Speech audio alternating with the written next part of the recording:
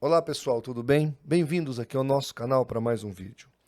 Hoje eu vou fazer um comentário, talvez até faça outros vídeos, a respeito do debate que eu tive com o reverendo Tiago, lá na Musical FM, que foi ao ar agora, nesta sexta-feira, dia 6.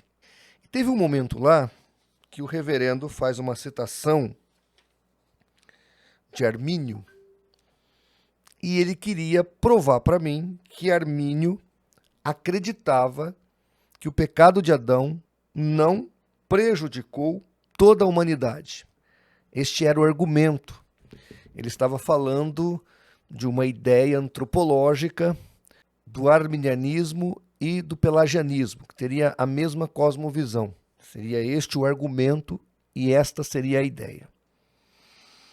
Cheguei aqui, fui fazer a edição hoje, depois que o vídeo foi ao ar, e fiz a minha edição para colocar um corte que eu achei necessário no canal do CACP. E ali eu observei uma fala dele, citando as obras de Armínio, volume 1, página 289, ou 289. E fiz uma descoberta aqui que eu quero te mostrar como o calvinismo, ainda que sejam pessoas honestas como o reverendo Tiago, ele já criou mitos, espantalhos contra o arminianismo, que às vezes a pessoa vai até no ato falho, ou inconscientemente, colocando coisas que de fato não são. Então eu só estou fazendo esse vídeo porque eu quero te mostrar isso. O perigo que é, o nível que chegou, essa, digamos assim, problemática contra o arminianismo que existe no calvinismo. Quero também deixar claro, antes de eu mostrar aqui o fato, passar o vídeo, que eu não me considero representante do arminianismo, mesmo porque eu já li as obras de Armínio, estou no volume 2, mas eu não concordo com tudo que Armínio escreveu. Como eu já disse aqui em outras oportunidades, eu estou mais próximo de Wesley do que de Armínio, mas eu não me considero em nenhum momento representante do arminianismo. No Brasil, poderíamos dizer que nós temos o Dr. Carlos Vailate, ele realmente entende muito de arminianismo, o meu amigo o pastor Jamierson Oliveira, e o pastor Mariano, não me lembro agora o nome dele completo, mas ele traduziu algumas obras de Armínio para CPAD, ele está acho que no Canadá hoje, fez doutorado, também o pastor Vinícius Couto. Então estou citando aqui nomes de pessoas que realmente representam o pensamento de Jacó Armínio. Não é o meu caso, tá certo? Eu entendo que Armínio, e muito mais o Wesley, se aproxima mais da Bíblia e mais do que ensinava os pais da igreja antes de Agostinho do que o calvinismo, obviamente. Então, fique ligado aí que eu acho que o nosso vídeo vai ser muito instrutivo. Vou citar também a Bíblia, vou usar Bíblia aqui porque uma coisa que eu tenho observado é que as discussões entre calvinistas e arminianos quase nem se usa mais a Bíblia, o que é lamentável. Então fique ligado aí que com certeza você vai crescer na graça e no conhecimento com este vídeo. Mas antes, rapidamente, vamos para os nossos recados. Gente, todo dia 30, às 22 horas aqui no canal, fazemos sorteios apologéticos aos nossos inscritos na plataforma do Apoie-se. Neste mês de dezembro, como é Natal, vamos sortear 10 presentes para vocês aqui. 10 materiais apologéticos. Não sei ainda o que será. Vou tentar ganhar esses materiais ou até mesmo adquirir para fazer esse sorteio. Quero ver se eu consigo presentear 10 irmãos inscritos na plataforma do Apoia-se, que são nossos colaboradores. Outra informação relevante é o app do CACP, para você ter o melhor da apologética no seu celular. E, se ainda não se inscreveu, se inscreva, curta, compartilhe e divulgue o nosso vídeo. Nós estamos com um foco, o CACP, mais aqui no YouTube do que em outras plataformas. Vamos ouvir aqui o vídeo do reverendo e logo em seguida eu volto para fazer o meu comentário a respeito do que ele está dizendo aqui. Vamos lá. Eu li muitas vezes as obras de Armínio, não só por questões de curiosidade, mas apologéticas também. E não é segredo para ninguém que Armínio faz uma pergunta retórica no segundo volume, se eu não me engano, perguntando se o pecado original ele afetou outra coisa senão a justiça original. O senhor, como um apologeta, já deve conhecer essa citação. Tanto que ele diz no volume 1 do seu livro, da sua obra, lançada pela CPAD, na página 289, o seguinte, e aí eu gostaria de perguntar se o senhor concorda com essa afirmação. Vamos lá. O pecado original não condena nenhum homem. Então ele vai pensar aqui da página 289, esta frase: o pecado original não condena nenhum homem. Eu quero dizer para os irmãos que eu já entrei em contato com ele, falei da frustração dessa citação fora do contexto. Ele me pediu desculpa, disse que tinha um outro foco, ele estava falando da questão antropológica do arminianismo e não tinha o interesse de focar nesse momento em outras questões. Então ele acabou cometendo aqui um ato falho diante do texto. Eu acho que ele cometeu, é a minha opinião, eu disse isso para ele também, que ele cometeu esse ato falho, ou este erro, este equívoco, porque já existe uma concepção pré-estabelecida anterior, antes mesmo dele ler qualquer coisa de Armínio ou da doutrina arminiana. E, de novo, não sou representante do Armínio, nem concordo com tudo que ele fala. E eu não tenho problema em discordar do que Armínio fala, tá bom, gente? Mas aqui na página 289, é o artigos 13 e 14, o texto todo está aí na tela. Ó. É assim: o pecado original não condena homem nenhum. Em todas as nações, todas as crianças que morrem sem ter cometido nenhum pecado são salvas. Então, primeiro, o texto aqui, ele não citou a frase completa. E o texto aqui, o contexto, não estão falando de livre-arbítrio, que era a nossa discussão primária. E aí entramos na questão do pelagianismo ou não pelagianismo no arminianismo. Então essa é a primeira observação. Segunda observação, que é uma questão de salvação das crianças. Então o pecado original não condena homem nenhum. Esse homem nenhum, pelo contexto do texto, são as crianças. E terceiro, isso aqui não é uma frase de Armínio. É um artigo atribuído a Borrius. O nome do autor desta frase é Borrius. Não foi Armínio que falou. Então, estas observações são importantes de fazê-la. Aí o Armínio vai explicar na página 290, e eu vou ler para você um pedacinho aqui. Estou pondo tudo aí na tela. Quem quiser a obra de Armínio PDF, eu tenho uma obra pública, porque já é uma literatura que está em domínio público. Ele diz assim, ó, na página 290. E uma vez que as crianças não transgrediram esse concerto, não parecem estar sujeitas à condenação. Então, ele entende que para que elas quebrem o concerto, elas teriam que ter consciência do pecado. Mais para baixo ele diz assim: não há razão, então, porque fosse a vontade de Deus imputar esse pecado às crianças. Esse pecado é o pecado adâmico, que são descritas como tendo pecado em Adão, antes que elas tivessem qualquer existência pessoal. E, portanto, antes que pudessem pecar com a sua própria vontade e segundo o seu prazer. O que ele está dizendo aqui é que quando a criança tiver consciência de pecado e pecar pela sua própria vontade, então ela é afetada pelo pecado. O pecado de Adão a atinge, porque ele vai conduzi-la ao pecado. É isso que ele está dizendo aqui. Aí um pouco mais abaixo ele vai explicar por que ele está defendendo esse raciocínio. Que crianças não recebem a imputação de pecados. Ele fala assim: antigamente, aliás, a antiguidade sustenta que todas as crianças que partiram desta vida, sem terem sido batizadas, estariam perdidas. Então, ele está dizendo da Igreja Católica. Mas as que fossem batizadas e morressem antes de chegar à idade adulta seriam salvas. Agostinho afirma que esta é a doutrina universal, nestas palavras: se você desejar ser católico, esteja disposto a crer, declarar ou ensinar que as crianças que são impedidas pela morte de serem batizadas podem obter a remissão dos pecados originais. Então, a ideia da Igreja Católica era que o pecado original era redimido pelo batismo infantil. Armínio está dizendo que não, porque independente das crianças serem ou não batizadas, e ele também cria no batismo infantil, ele praticava o batismo infantil, deixar isso bem claro. A Igreja Metodista, que é a igreja mais arminiana do mundo, pratica o batismo infantil, estou deixando isso claro aqui, e é errado, viu? É antibíblico em qualquer igreja, seja calvinista ou arminiana. Mas vamos ficar no foco aqui.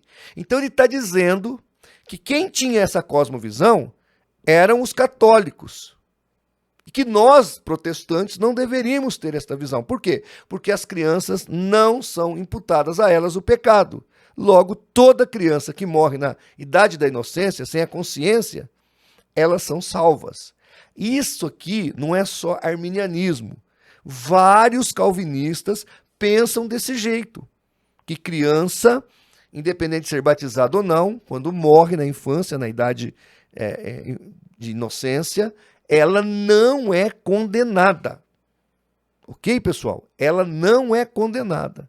Então, isso aqui que nós temos explicitado por Armínio é o que muitos arminianos, a maioria dos arminianos acreditam, e muitos calvinistas também colaboram e corroboram, que criança, independente de serem batizados ou não, Deus não imputa pecados a elas. Claro que Calvino, lá sobre batismo, ele vai falar um monte de coisas e é bem confuso, mas ele associa algo similar ao catolicismo.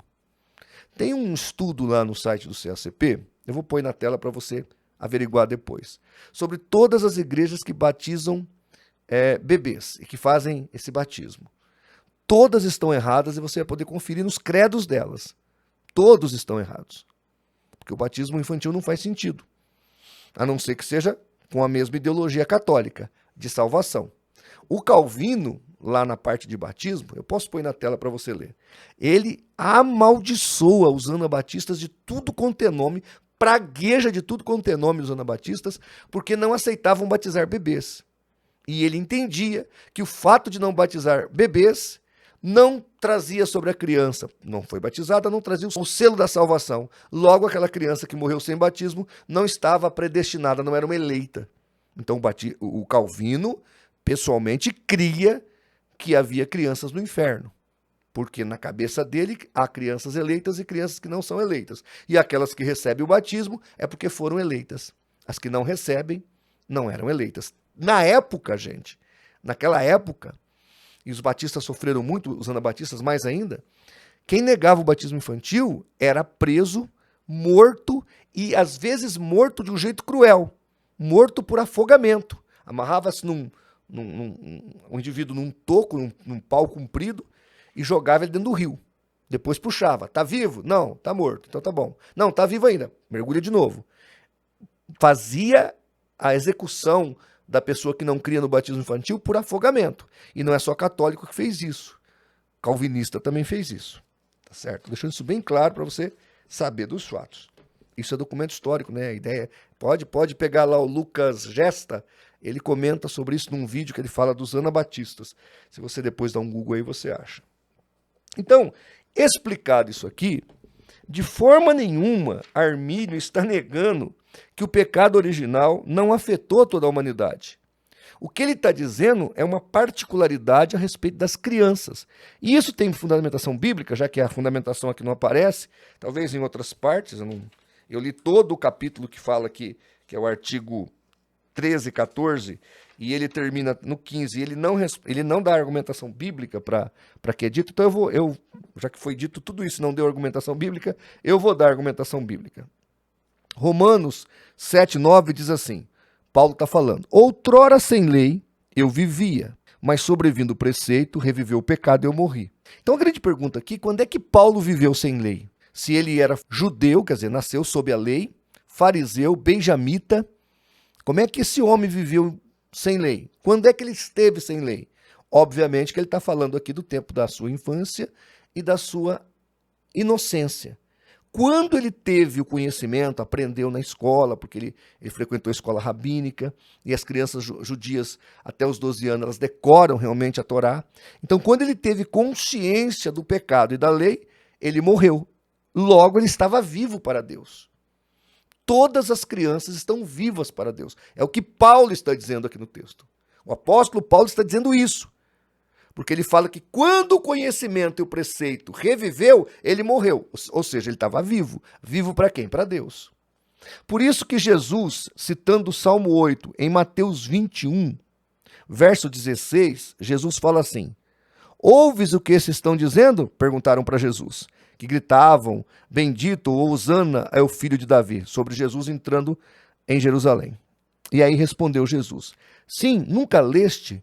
Da boca de pequeninos e crianças de peito tiraste o perfeito louvor. Ele está citando o Salmo 8, verso 2. E está mostrando o quê? Que as crianças são puras para Deus. Elas nascem sob o pecado, mas Deus não imputa pecados. E aqui Jesus está falando da pureza das crianças.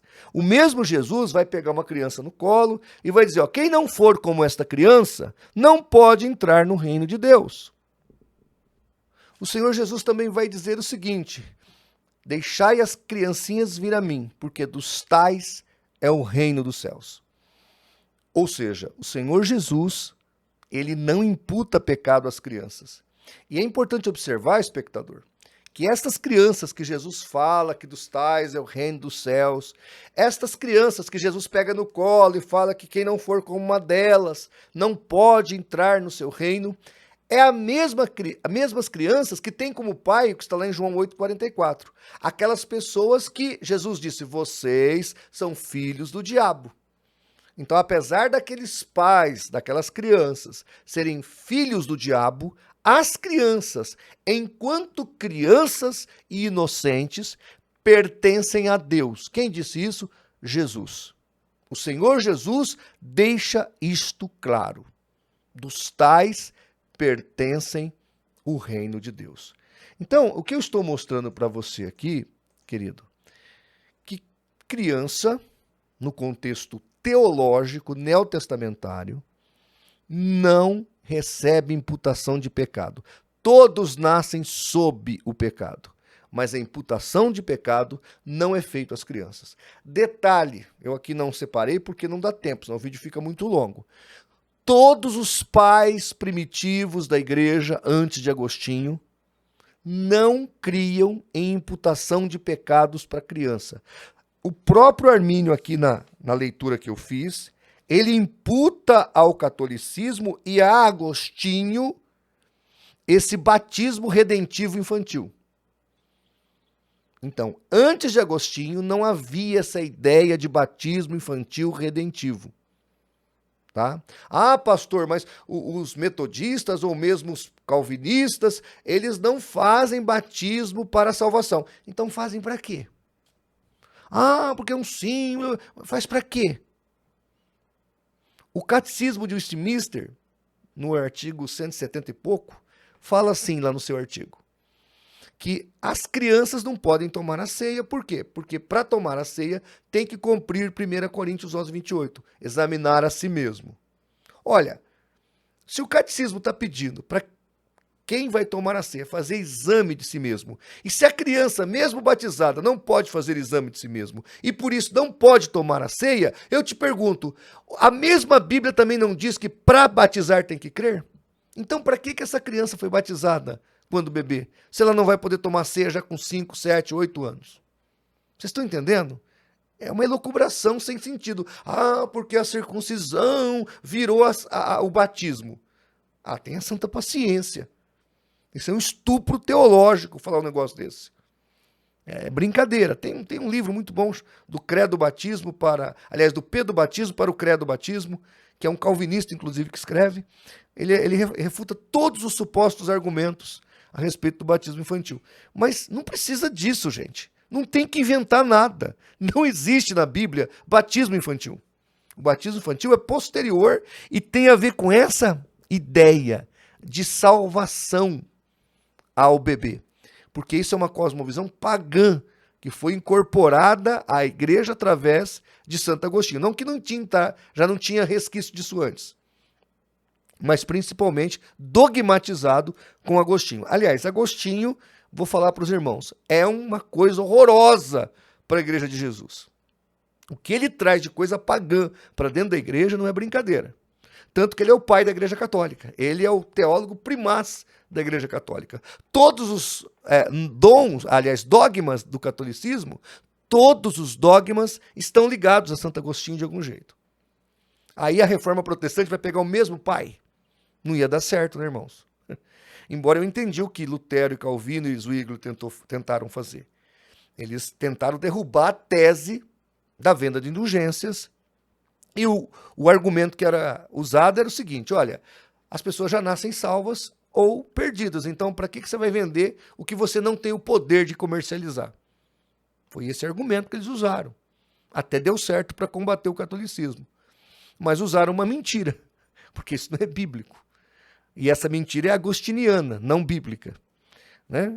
Então, gente, eu estou só aqui mostrando a verdade para os irmãos, explicando os fatos, porque nós temos que botar uma coisa na cabeça: é Bíblia. E texto e contexto. Pode observar, esses caras aí filosofam, e Bíblia mesmo é pouco. E quando citam a Bíblia ainda é um monte de argumentos para negar o simples, o objetivo da Bíblia. Então toma cuidado. Quem faz muito isso é seita. Quem é crente em Jesus e crê na palavra de Deus, está escrito ali, pronto, acabou. É a verdade do Senhor Jesus, que é a sua palavra. Examinai as Escrituras, porque cuidais ter nelas a vida eterna, e são elas que de mim testificam. Que Deus nos abençoe e nos livre da mentira. Um grande abraço, e se Deus assim permitir, até o nosso próximo vídeo.